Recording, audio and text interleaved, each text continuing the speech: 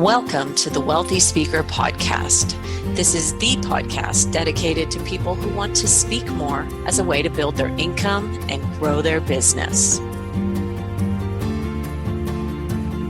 Well, welcome everyone. This is the Speaker Launcher Teleclass series. I am your host, Jane Atkinson. I'm the author of the newly released The Wealthy Speaker 2.0. Had to put in a little plug for my book there. We have another author with us today as our guest expert. It's Chuck Blakeman. Chuck's coming to us from Denver. His most recent book is called Making Money is Killing Your Business, and that is also the title of our class today. It was named the #1 rated business book of the year by National Federation of Independent Businesses. Chuck started and built 7 successful businesses and now uses his experience to help business owners create success. His company, the Crankset Group, provides outcome-based mentoring and peer advisory for business owners worldwide. He challenges the idea that business has to be a 30-year grind and introduces the concept of building a business in just 3 to 5 years that runs itself. Chuck, you've just come off a workshop. Thank you so much for taking the time to be here with us today. Well, I'm delighted to do it. It's my privilege, and I'm honored to be part of your call. Well, your book has such an in-your-face title, Making Money is Killing Your Business. Talk to us about that. I mean, we all thought that maybe making money was the name of the game. Well, I did too for 4 or 5 businesses until I realized that was some industrial age construct that was sort of imposed on me without me really understanding how the game is played. The assumption coming out of the industrial age is that the reason you do business is to make money. That's why you're in business, is to make money. But there's actually 2 resources in life that come from outside of us. We get our energy from ourselves for the most part, but there's 2 resources in life, time and money. And the industrial age taught us to trade one for the other. You give me your time and I will give you some money. And that taught us over time that actually time was actually not as valuable as money, when in fact it's more valuable. There's less time than there is money. It's a much scarcer resource. And as business owners, and we all own our business in some way, as business owners, we started out working probably for somebody else, trading time for money, and then we just went into business doing the same darn thing for ourselves. We've got to figure out how to stop doing that. It's not about making money, but to the industrial age assumption was that if you make money, you'll get a great life. It's just an assumption. If I make $1 million, things will be great. Well, I can list awful lot of people I know who've made an awful lot of money who have no life because they ask their business for one thing, money, and they need to ask for both. So making money truly is killing your business. If you're focused on making money, first of all, you're likely to make very little of it. And if you're focused on making both time and money, you're going to figure out how to get both out of your business. So the saying here is stop trying to make money and build a business that makes money when you're not around. Nice. And, you know, as you're part of our professional speaking world, so you kind of understand how those of us on the line are, what angle we're coming at it. We certainly have, the old business model was sell your time in terms of speeches. And I've written in the Wealthy Speaker 2.0 that really the new business model is probably going to be having the speeches be your rainmakers and then have a lot of other revenue streams. But let's talk about, in terms of time management, which I know we all struggle with, give us the difference between the tyranny of the urgent and the priority of the important. That's something that you cover very well in your book. Sure. It's pretty simple. The important things are the things that help us build a business, and the urgent things are the things that help us pay bills today, this month. So urgent things would be things like my mortgage, but then the things that would be even more urgent would be my email, my phone, a client calling me that I didn't expect. You just sit in your office and the tyranny of the urgent washes over you. The reason we called it the tyranny of the urgent is because a tyrant is a king. It's a ruler that you don't want. And most of the urgent things are things that rule over us, and we didn't ask them to. I didn't ask for my email or my phone or my clients or my broken axle or fill in the blank to rule over me. But that stuff just comes and finds me and nags me like a 3-year-old and tries to rule everything I do. Meanwhile, sitting over in the corner is the priority of the important. And it doesn't nag us. It never comes and finds us. We have to go find it. And it's sitting over in the corner and whispering at us, hey, when you got a minute, pay attention to me because I might actually help you solve some of the tyranny of the urgent. But we're so busy making money that we don't have time to go over there in the corner and figure out what are the things that will solve these things for me ongoing forever, and how do I get involved in those things. The important things, like example would be planning what I'm going to do for the next year, or figuring out what I actually want out of this business. What's my end game? How much and how much time, how much money, what kind of significance do I want out of this? Putting together a strategic plan, putting together a process, and getting the process out of my head onto a piece of paper so somebody else could actually do it while I'm on vacation. Those are all important things. None of those will make us money today. The important things almost never make us money right away, which is one of the reasons we don't do them. We're too busy making money. So we've got to figure out what's important and make it the priority, and replace the tyranny of the urgent with the priority of the important. And for us as speakers, it's a very difficult thing to do. Yeah, for sure. And one of the things that I think when I have people stop and look at their umbrella, the umbrella is the business model with all of the different types of revenue streams on it. That might be one of the important things that we don't kind of float up, I should say, to the 10,000-foot level and really work on the strategy of our business because we're so busy working in the business, especially if you're a busy speaker who's on the road traveling. Don't you find that gets harder and harder to do? Well, it's a craftsman's mindset. It's we put together something called the Apex Profile a number of years ago, which helps business owners identify how they view the world around them. And there's really three major profiles. One is the market-focused entrepreneur. They're the wild-eyed, crazy, risk-taking, swashbuckling folks who spread themselves out all over the place and have 30 new ideas a minute. Then you got the systems-focused manager, and they're the people who generally don't start businesses. They a lot of times work for other people, and they like safety and security and stability. And then you got the product-focused craftsman. And most people who start their own business are product-focused craftsmen because they start with this statement. See if you did this. Everybody I know who's a product-focused craftsman, including me, starts their business with this statement. Wouldn't it be great if I could make money doing fill in the blank? Yeah, speaking. And that's a craftsman. That's a Florence Nightingale view of the world. I love this so much, I do it for free. And oh, by the way, I nearly am. And we've got to figure out how to move away from that concept of being a craftsman, doing all the work ourselves, and build a business that makes money when we're not around.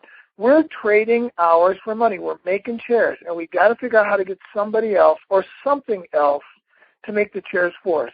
And it's a challenge for a talent-based or a personality-based business like speaking, but it's possible for all of us. We'll talk about that in a minute. I call it the 1,000-to-1 principle. Well, that's so true. You know, a lot of people fall into this business because they enjoy speaking. They get up on the platform once or twice and they get the bug, or they see somebody else up there and they think, oh, I would love that for me to be me. You know, they're coming at this completely from a speech-centered focus rather than an entrepreneur focus. And so all the other aspects of the business are quite foreign to them coming in. And so this is why we're teaching these things, because they're all important. Yeah, I don't care how much you love making chairs, it's going to get old making the same chair over and over again. And no matter how much you love public speaking, I know people who make a lot of money public speaking, and they have switched to figuring out how to get the business to make money for them and to use their public speaking as one of their opportunities for actually getting the rest of the business to make the money for them. It will get old. It may take years. And sometimes we have to come to the end of ourselves and say, I'm tired of this before we figure out another way. There is another way. That's the good news. Most of us start with the idea that because I'm unique and my message is unique, people are hiring me. There's no way for me to get off the treadmill. That's for somebody else. Right. I don't think that's true. I think every one of us can figure it out if we want to. Right, right. And there are lots of different ways to repackage our content other than just in a speech. I remember my buddy Joe saying to me once, Joe Calloway, if I give this same speech one more time, I am going to throw up. he was so tired of his own voice and his, doing the same thing day after day after day. He had a great business model going then that was making him money, and he just decided that he was going to try some different things, and it's worked out very well, and I know that that's part of what you're talking about here.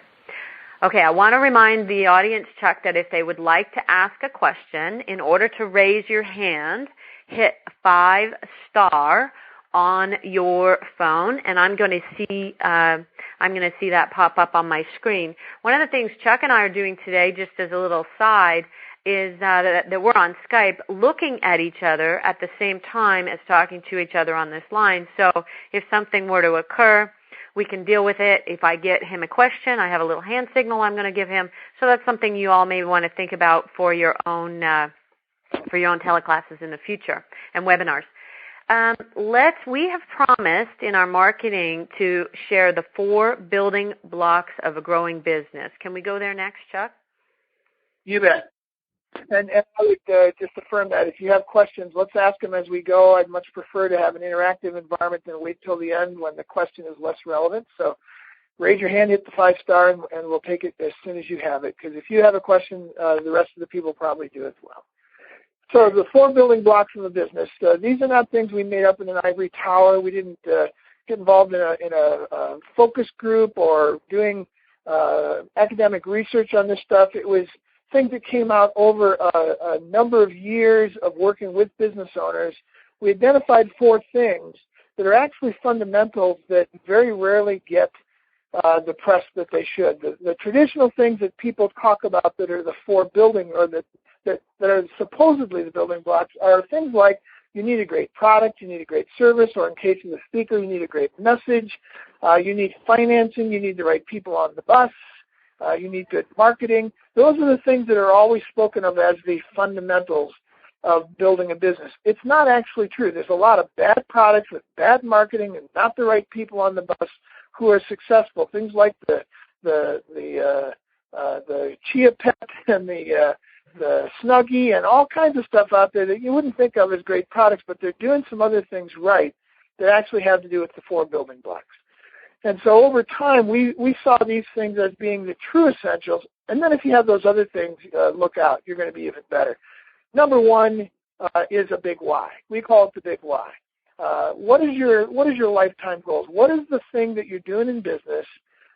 What do you want out of life that you're using your business to get you to? Most people don't ask why. It is the most important, least asked question in business. The reason we go into business is to pay our mortgage, and that's a really bad why, and it won't keep us going. We need a much bigger why. So we ask people to get a big why, and a big why is simply a why that it's a goal that you can never check off as completed. You can buy a 10,000 square foot house. You can make $1 million. You can speak 100 times a year. You can play every golf course in the world. But a big why is something you can never check off. I want to be the best parent ever, or the best grandparent ever.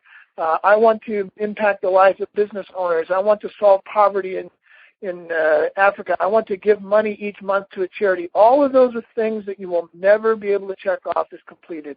You need to figure out what motivates you, what gets you out of bed. We call it the conative principle. Conation is committed movement in a purposeful direction. What's the one thing that would get you out of bed when making money wouldn't?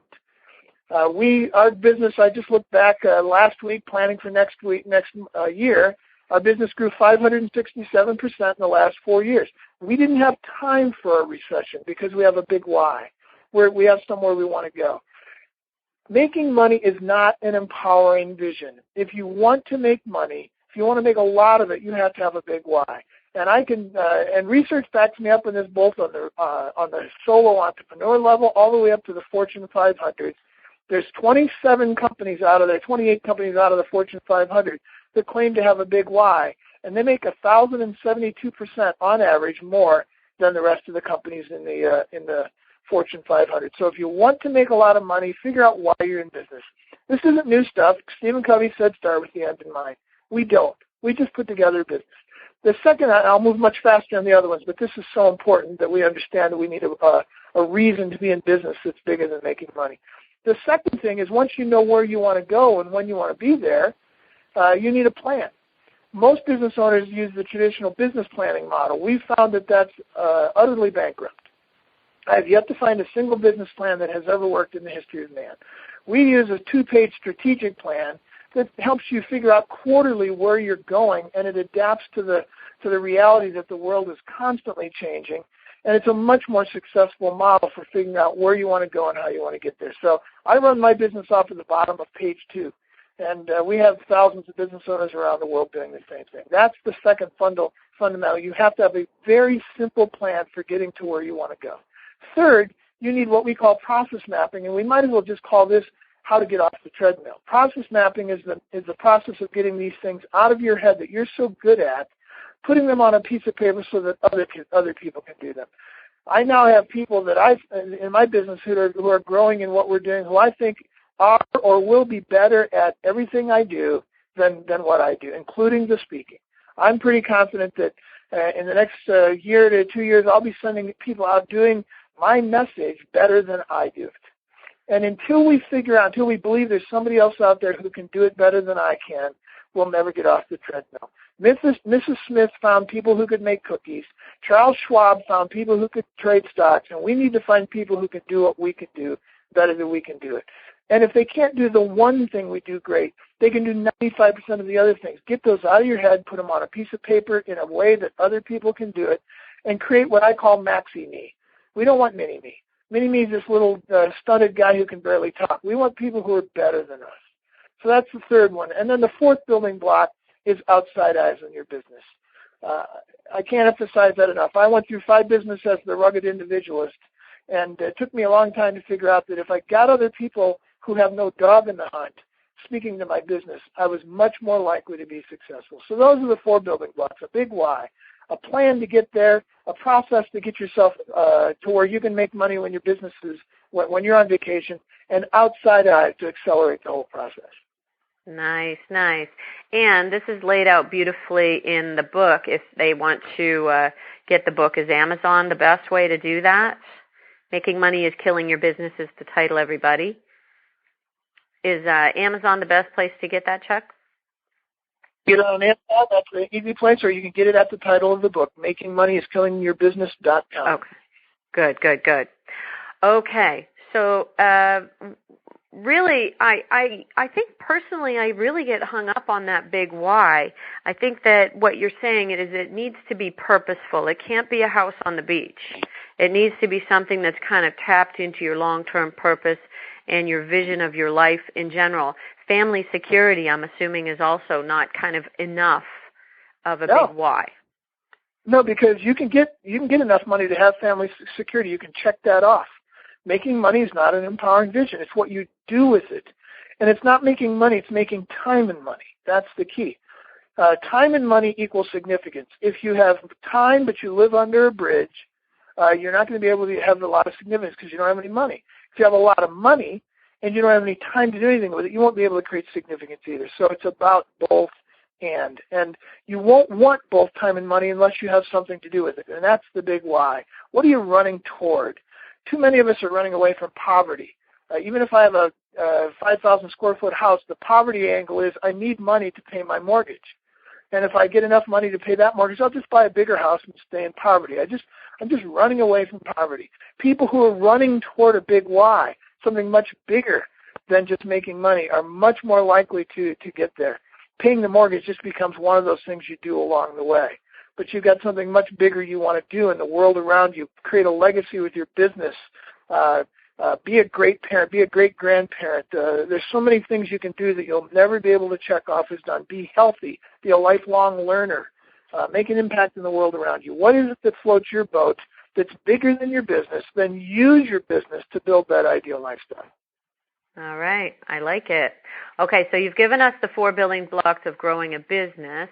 What about the 7 stages of business ownership? Well, this came out of watching my daughter, 2 things. There were friends of mine in Ireland who put together something called the 9 stages of business development.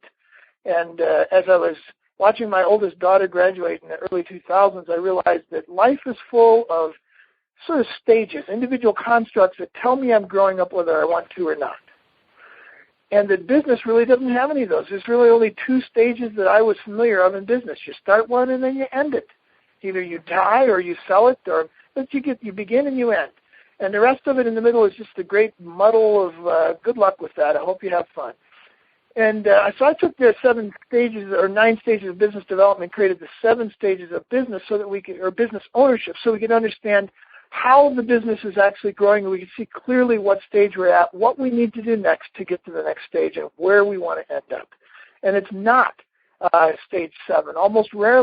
Very rarely do people build a business to sell it. That's the big myth. We all make the assumption that the objective is to build a business to sell it, yet that almost never happens. I want to build a business that will allow me to create a great lifestyle for myself, and most people do that. So the 7 stages came out of that, and they're very simple. We can race through them, and you'll see them immediately where you're at. Stage 1 is what we call stage 1 startup. And startup is the really fun stage because it's where you put together all the Excel spreadsheets that show how great you would be if you ever did anything. So it's like moving the cardboard stuff around on your graph as you look at what your house would look like if you ever built one. It's a lot of fun. Then you hit a business card, or you print a business card, and you hit stage 2 right away. Stage 2 is where more money is going out than coming in. That's why we call it stage 2 survival.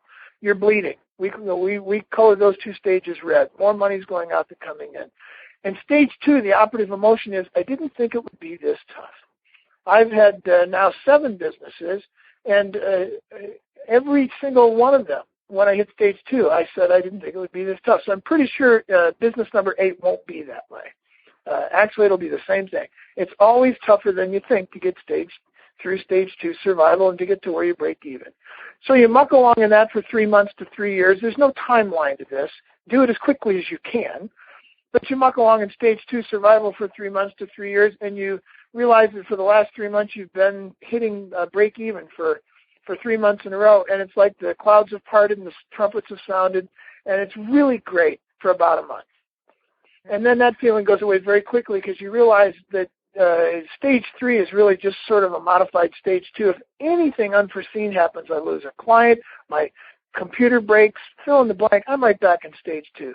I'm bleeding again. So you muck along in that for 3 months to 3 years, and you get to where you're finally profitable on an ongoing basis. 3, 4, 5, 6 months in a row, you pay all your bills, you pay your mortgage, you pay yourself, and you got $500 left. And you can ask what we call the freedom number question. Net profit is the freedom number. And we call it the freedom number because it's the only number in business you can make a choice on. You get to ask, what do I do with this $500? And if you have that a number of months in a row, or you begin to have that regularly, that's actually a pretty cool high. That'll last for 6 months to 2 or 3 years. But then quiet desperation sets in. Because this is what we were taught to shoot for. See, the industrial age said if you make money, you'll get a life. And now I'm making money. I'm making a salary. I have an extra $2,000 or $3,000 left over every month, but somehow there's something missing. And what's missing is time. What I did was I created a job for myself. When all you make is money, you create a job. And you have to kind of get to the end of yourself. This is why making money is killing your business. You were so intent on making money that you didn't actually create a business. You just created a job for yourself. And when you look in the mirror and you ask the boss for time off, the boss just laughs.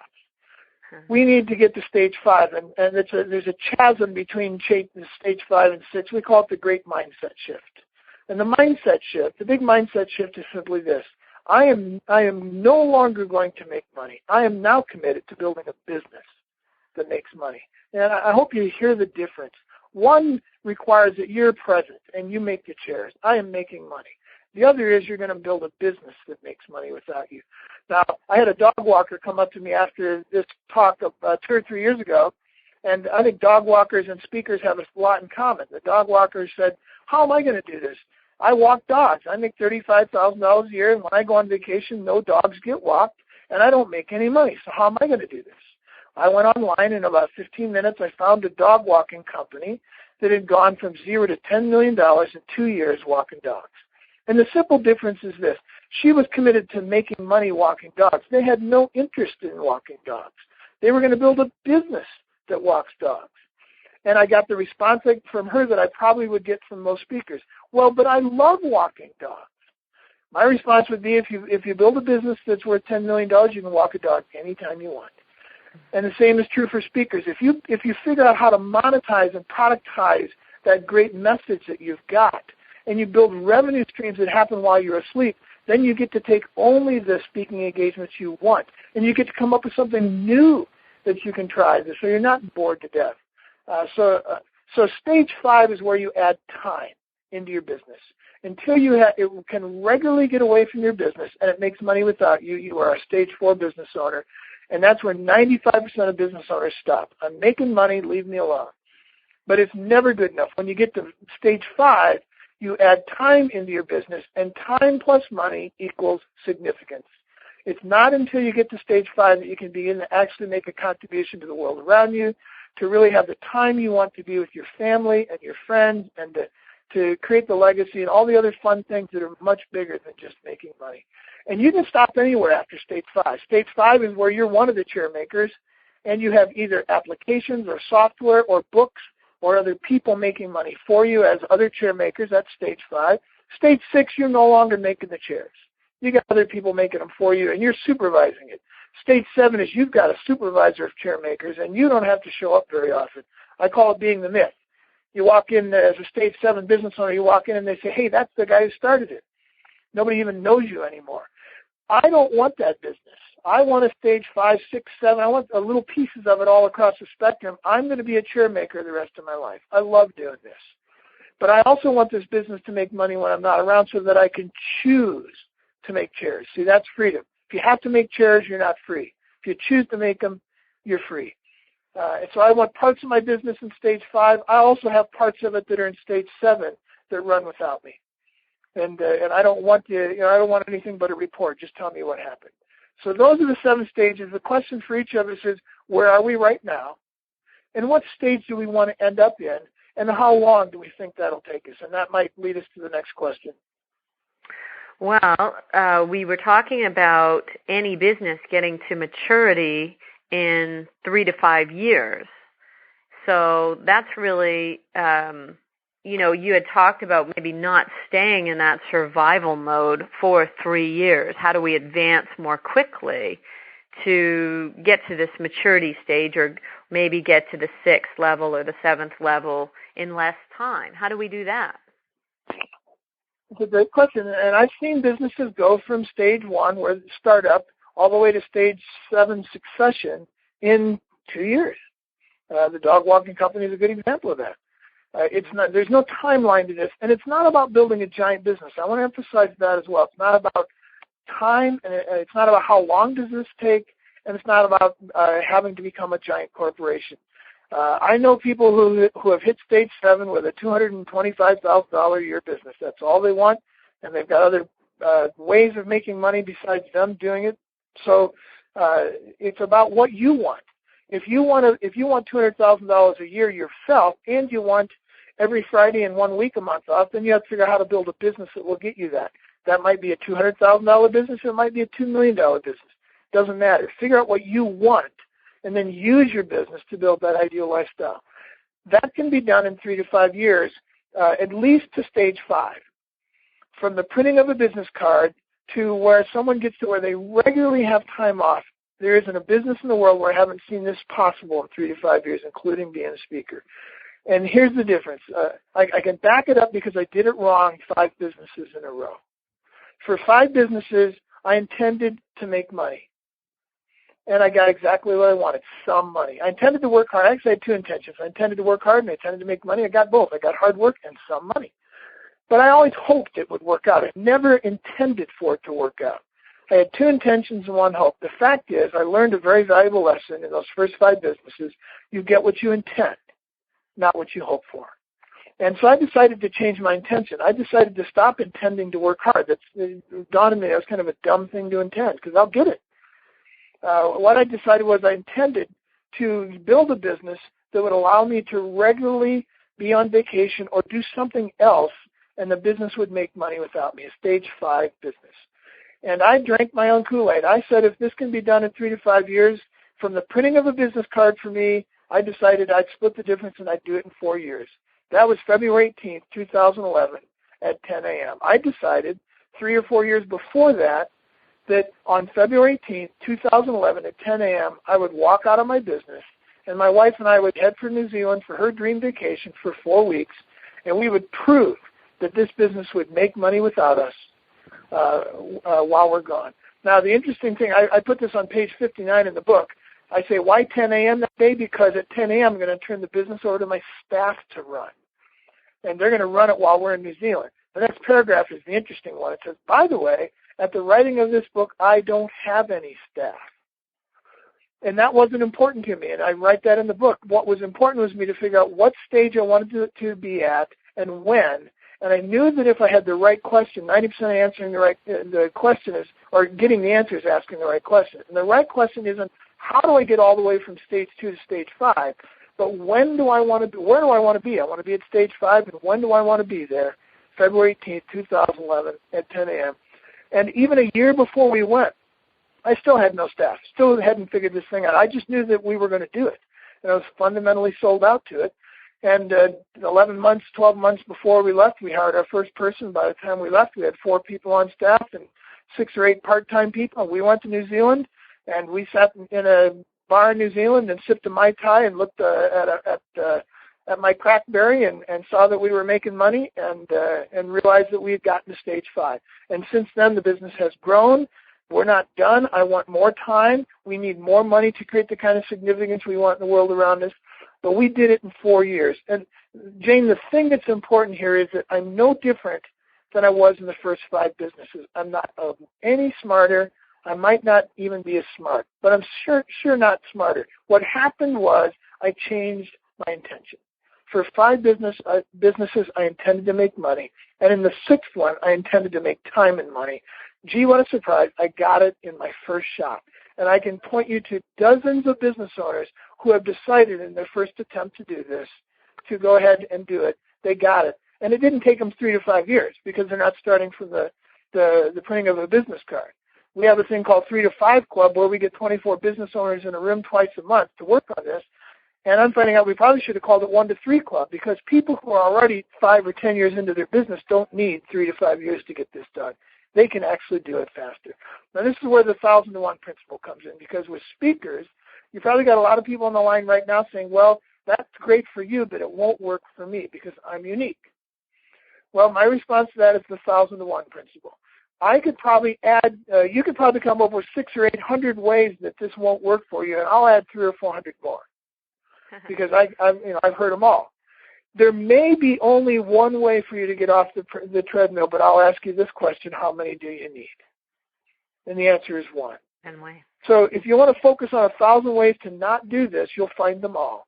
But if you want to focus on the one way for you to get off the treadmill, you'll find it. If you want to figure it out, you get what you intend, not what you hope for. Figure out what that one way is for you. We found, frankly, only about 15 or 20 ways for business owners to get off the treadmill. One of them is employees. You don't always need employees. You figure out which one you want and run toward it. Set a business maturity date and figure out what you want, and the how will become evident down the road. So figure out what that one thing is and ignore the 1,000. I love that idea of setting the date, and because I'm kind of like this hands-on coach, I'm wondering if you wouldn't mind sharing. You mentioned the 3 to 5 Club concept. So, you started out in this latest business of yours with knowledge, which is how you are exactly like everyone else on the line. And you decided that I'm going to transfer my knowledge in various ways. So if you were to share with us, Chuck, are you comfortable sharing with us your business model and the different revenue streams that you've developed in order to get you to New Zealand in the 4 years? So how did you start? You started with this idea that your company was going to be what? Well, it's funny. Where we start is almost never where we end up. 97% of businesses leave their prime objective in order to make money. You rarely end up where you started. And I'm the same way. I had a great 5-year idea of where I'd be 5 years from now, or 5 years ago. And it's funny. It's actually just plain funny today. It was that bad. But I thought that the way I would do this would be to create mastermind groups and to get other people to work for me. And the bottom line is that anybody with enough experience and enough savvy to lead a mastermind group with the kind of businesses I was working with, they didn't need me. So I wasn't going to be able to build that business. So I had to abandon that and look elsewhere to figure out how I was going to make money while I was on vacation. And it was a series of bad plans. And my next book is actually called Bad Plans Carried Out Violently, because it's how, in the real world, people are actually successful. They take a bad plan and they start working it, and it becomes better as they go out and do it. It's the Lewis and Clark principle. When did Lewis and Clark get their maps? When they got back. And that's how most of us are going to figure this out. Get moving. You need to know where you want to end up. That's why the business maturity date is so important, and your big why is so important. Lewis and Clark knew they were headed west, and they knew their objective was to get to the Pacific Ocean. That's all they knew. The rest of it, they were making it up as they went along. But that was okay, as long as they always knew exactly where they wanted to end up. They could answer every small question along the way with, does this help me go west? And if you don't know where you're going, if you don't know what your business maturity date looks like, the time and money quotient that gives you significance, you won't have the question to ask along the way. So we have to figure that one out. We have to understand how to put that thing together. And I think, I don't know if that answers your question fully, but it gets us down the path. Let me give you the specifics on how I got there. So I started out doing speaking engagements, and then that morphed into some one-to-ones. And I started getting one-to-one consulting. And I thought, this is great. I'm making money. And I did that for about a year, and that started to get tiring. And then I tried to get other people to do what I was doing, but it was very difficult to transfer my knowledge. And then I decided to write it down and put it into a book. Here's the things that I've learned, and I put that into a book. And in the context of that, people came to me and said, I'd like to help other business owners with that.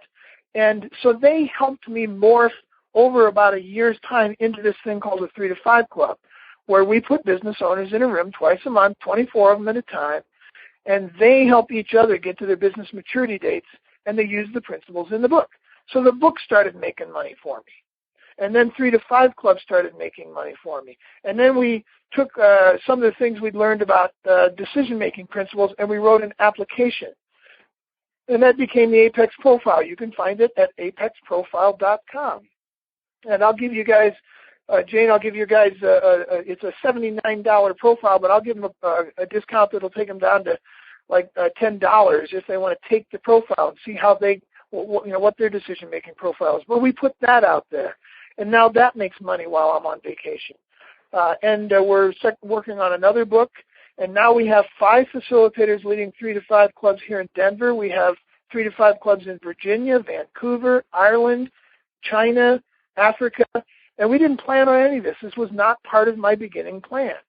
But it has grown over time because we found something that works, and I got, again, this is the process mapping part. I got the stuff that was good out of my head, got it onto a piece of paper so that other people could do it. And now I have people that I know are better at sharing these principles than I am. You'd get more from somebody else on the phone, some of the other people that do this with me now, than you are from me right now.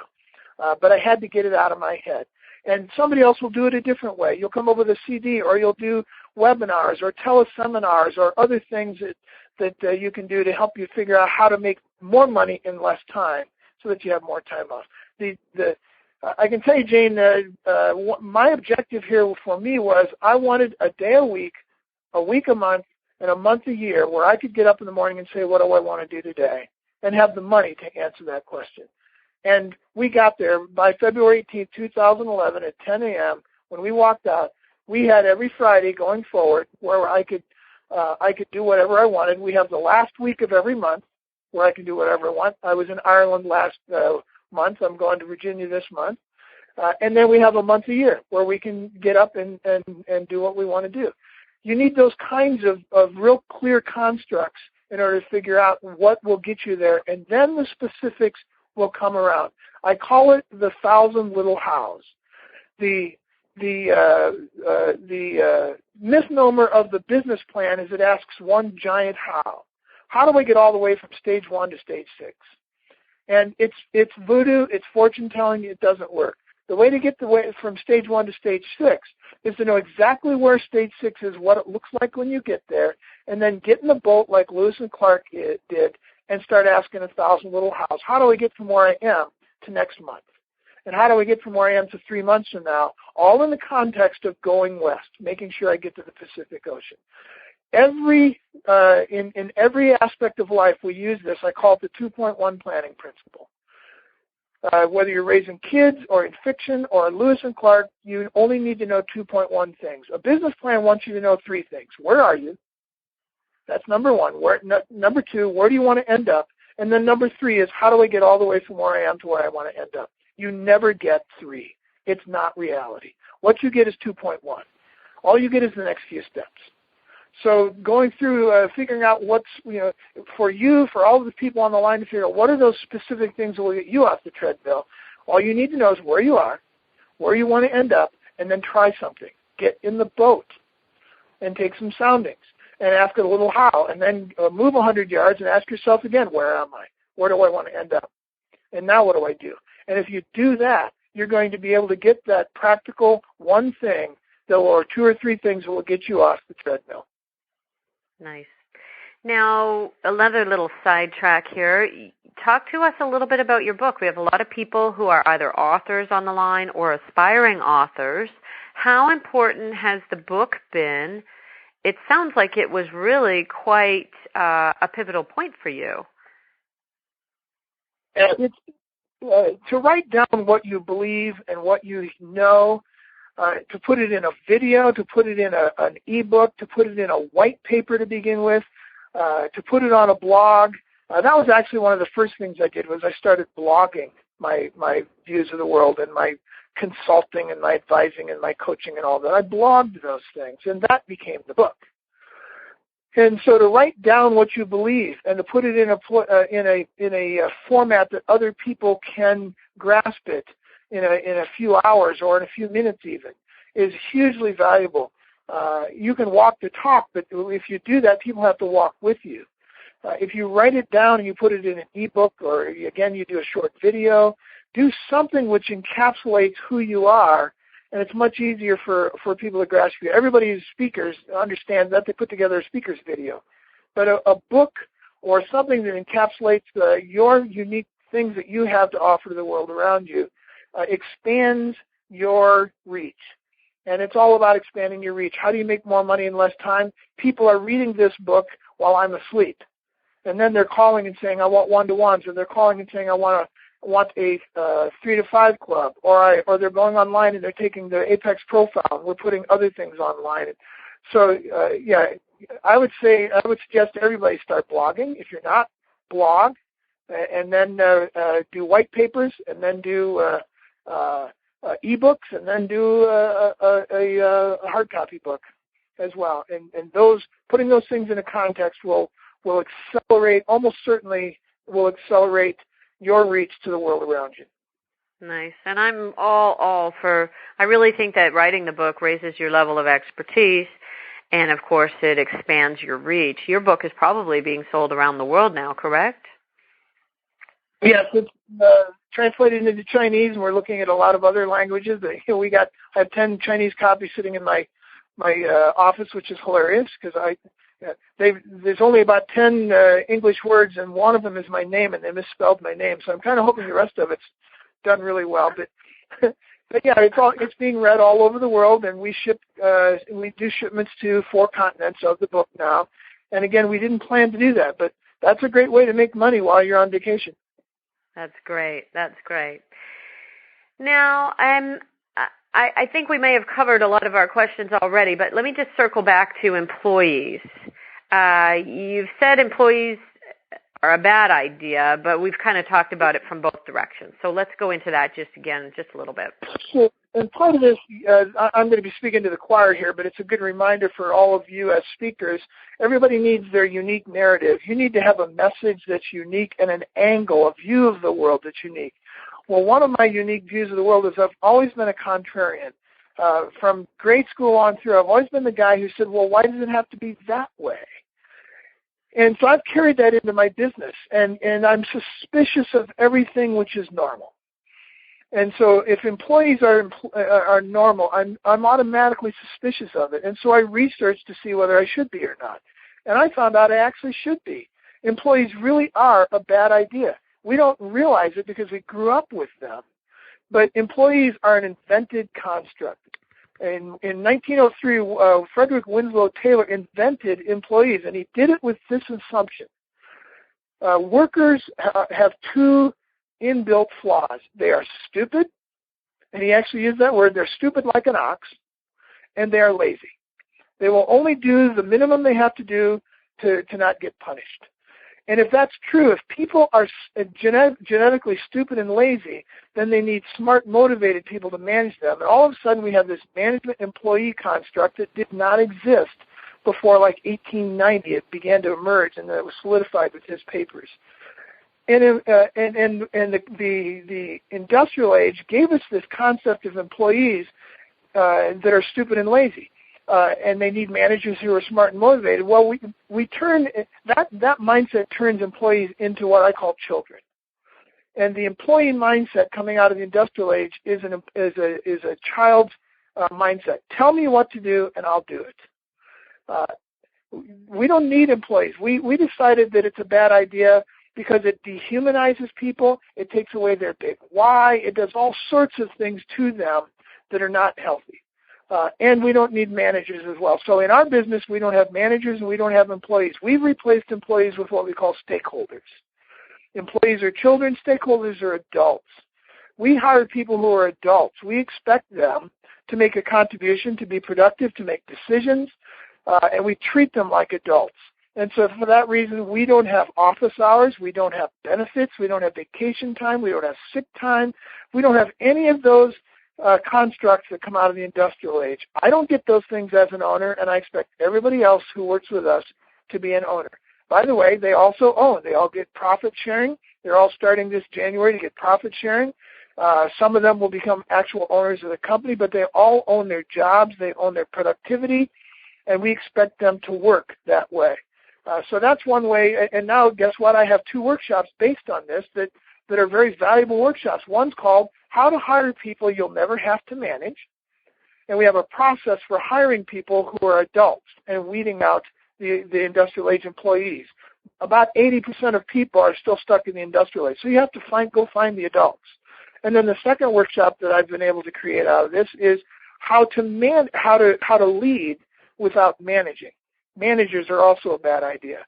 And we're finding a lot of response to that. So we've productized those things, and now those are things that create revenue streams for us. And those are going to become part of a book called The Business Diseases of the Industrial Age. So anytime, this is just a continuing message, a drumbeat to you speakers. As you come up with a good idea, figure out other ways to productize and monetize that idea. You all know this. You've all heard it. You're hearing it again. Gotcha.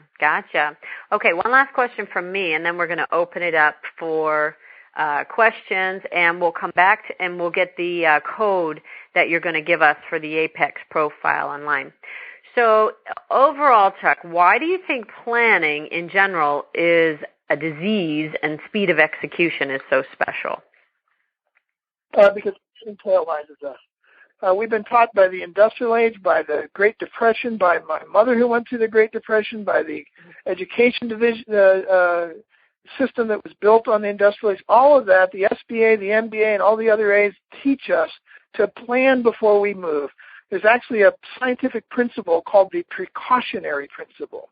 Look it up in Wikipedia. The Precautionary Principle is if you can think of anything that might go wrong, don't do anything. Until you make contingencies for everything that could go wrong, don't move. And it is utterly destructive to business. You cannot work that way. Planning never creates movement.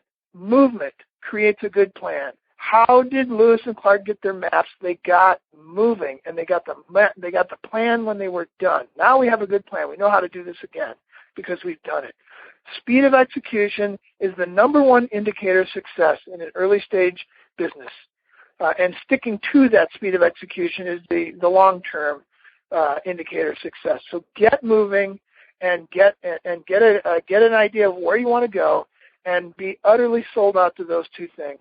Planning in a vacuum is a bad idea. It just doesn't work. I'm not against planning, by the way. I'm against planning in a vacuum. Get moving, and immediately, as soon as you move the boat, start taking soundings.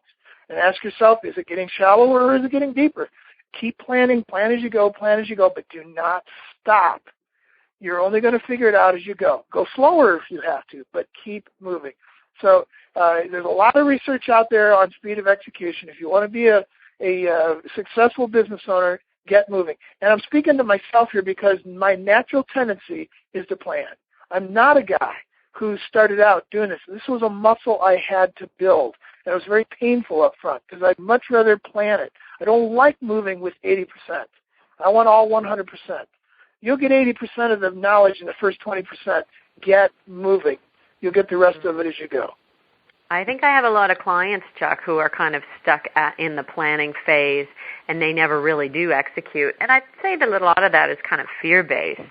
They're really afraid of what's ahead of them and afraid of failing and things like that.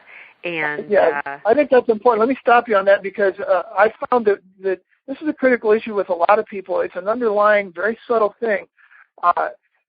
When I'm confused, I'm not responsible. And I actually like being confused because then I won't have to be responsible. So don't give me clarity.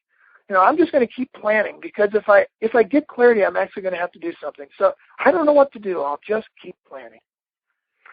Boy, that's good.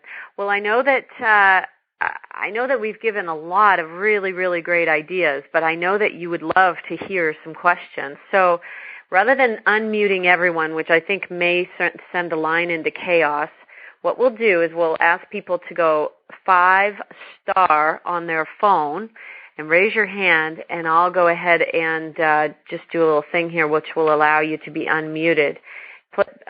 So anybody who would like to ask Chuck a follow-up question to anything that we've been talking about, hit 5-star on your phone.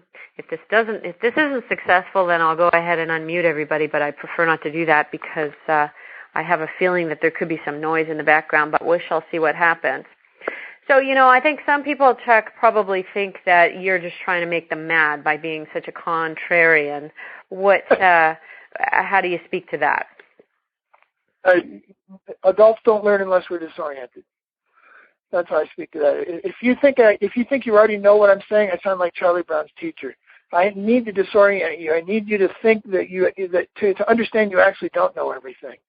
And so it's not really about being contrarian. It's really about just keep learning.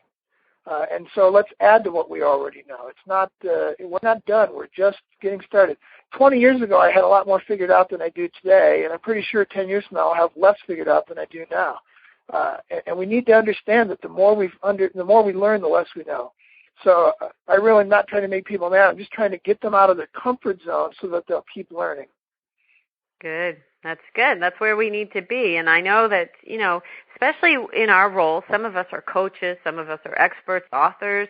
We're so used to being the one with the answers that it can be very difficult to step outside. And I just wrote a blog called It's Hard to See the Label When You're Inside the Jar. We need to step outside. We need people to say, hey, you got to shake things up. All right, well, I'm going to go ahead and do the old unmute, and we're going to see what happens, because I know people have questions. We do have a code for the Apex profile. We'll give you that while you're unmuting. Everybody write this down. It's the title of the book, except it's just the first letter of each word. Making Money is Killing Your Business. So it's MMIKYB 2012. MMIKYB 2012. If you plug that in right below the $79 price, it'll change it into $10, and you can take the test for $10. And I'll go ahead and send that out and follow up. Yeah, it's apexprofile.com. Okay. Yeah, we do have a little bit of confusion on the line here. I do have a question from the 876, someone calling in from the 876 area code. Go ahead. Hello, yes. I'm calling from Jamaica, actually. That's 876. Great. And I have a very small business. 2 questions. I do my business. I'm teaching. I'm doing the speaking business, and I'm teaching. I'm teaching out of home because I have a big space, a big garage, and I'm using as a studio. Do you think that's a good thing, or do you think it's better to have a public space? That's one. And I'd also like to talk about advertising the business, some tips about advertising cheaply. Good. Thank you. Go ahead, Chuck. Yeah. Okay, well, I did this business, the Crankset Group, for 4 years out of my house. Only a year ago, a little over that, well, not even a year ago, we got our 1,500 square feet, and most of us still work out of our house, including me. We use it for, it just became cheaper to do that than to rent venues all over town. So I'm a big fan of growing into business. Don't take on space or employees or anything else until you're sure that you need it. I think it's not necessarily a bad thing to work it out of your house. Marketing, I think the best marketing we can do is deliver a great product and create hilarious customer service. Absolutely something that makes our clients into raving fans and put people in a position where they will refer to us. Marketing is a very difficult thing to do. Build relationships is the best marketing for us. Great question to ask yourself is, where do I get the most, the preponderance of my future clients? And the answer is from my past clients and my friends. So what are you doing putting an ad in the newspaper? Go spend your money buying lunch for people you already know. Get a cup of coffee. Have an event where you do something that gives away some of your knowledge. And do that kind of marketing. Do knowledge marketing. Do relationship marketing. And I do a lunch. I did it for 5 years. Every Tuesday at a restaurant for free. I gave away everything that I know. If you went to all my lunches, you wouldn't have to hire me. My blog, that's my marketing. I give away everything I know there. You won't have to hire me. Don't be afraid to have those kinds of venues to create the following and the buzz that you need. It's a great way to do marketing. It's very inexpensive. Make people buy their own lunch. Nice. And I always say there's no better form of marketing than a great speech. So if you're out there on the main platform, then do a great job, and that's going to really help spin off into other things. Okay, thank you so much for that question. Let's see, we've got 2 minutes left. Let's go ahead, Chuck, and repeat that code one more time for the Apex profile. The site is apexprofile.com, and the code is MMIKYB, Making Money is Killing Your Business, 2012, 2012, MMIKYB 2012. And that'll change the price from $79 to $10. Oh, great. Okay. Let's see. We might have time for one more question. I think I've got Ken has a question. Go ahead, Ken. I wanted to ask about the 3 to 5, the 3 to 5 groups. Do you have them in various? I heard you talk about various locations. Do you have anything in Jacksonville, Florida, or anywhere near here? These are, excuse me, Ken, these are growing organically. Excuse me. We have them all over the world because we found people who said, I can do that. You have the content. I'm a great facilitator, and I can put people in a room. I'm going to take that and run with it. And so we're putting together a franchise offering. Right now we're letting people begin to be facilitators for a lot less than that. So we have facilitators in different states here and there. Nothing in Jacksonville right now. And that's something we're going to do over the next year as we focus on this. We're aggressively going to begin looking for people. Right now it's been all reactive. We have taken people who've come to us and said, I want to be a facilitator. And we've vetted that process for them, and it's a great way for them to create revenue. We do have a lot of coaches and consultants who are looking at doing that as a way for them to create a business that makes money while they're on vacation and gets them off the treadmill. So if you have interest, if anybody has interest in that kind of thing, email us at grow@cranksetgroup.com. If you want to be in a 3 to 5 club, email us, because as we get facilitators, we'll have that database.